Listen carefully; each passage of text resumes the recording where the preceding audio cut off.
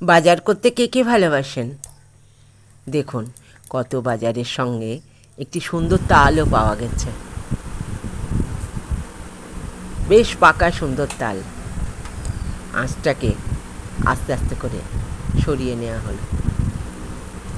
দেখুন, একদম সম্পূর্ণ নতুন পদ্ধতিতে এই তালের কাই কত সুন্দর সহজে বের করা যায়। খোসাগুলোকে ভালো করে ছাড়িয়ে নিতে হবে। তারপর এই যে মাড়ি শুদ্ধ অংশটা, এইগুলোকে ভালো করে কেটে কেটে একটা জায়গায় রাখা হলো।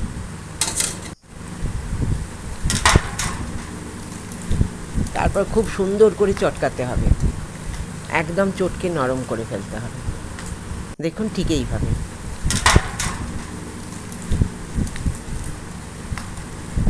যখন একদম হাতে স্মুথ লাগবে, নরম হয়ে যাবে, তবে মাঝে একটু জলও মেশাতে হবে। একটু জল মিশিয়ে নরম করে নিতে হবে।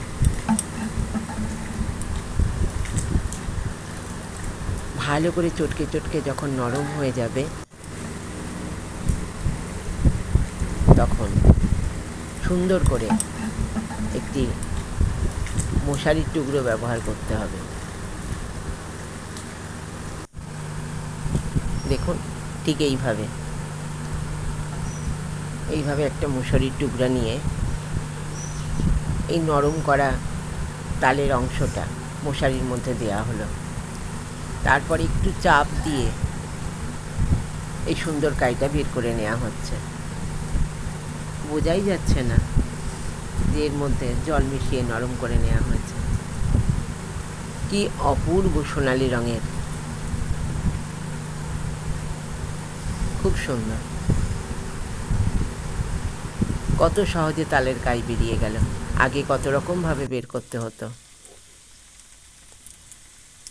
তারপর এই পাকা তাল দিয়ে কত রকমের পদ তৈরি করা যায়। আমার তো দারুণ লাগে। এখন আমি তাল ফুলুরি করছি। গন্ধে চারিদিক মম করছে, আর তেলের মধ্যে টকবক করে ফুটে উঠছে তাল ফুলুরি। অসাধারণ স্বাদ। দেখুন কেমন মুচমুচে হয়েছে, অপূর্ব সুন্দর।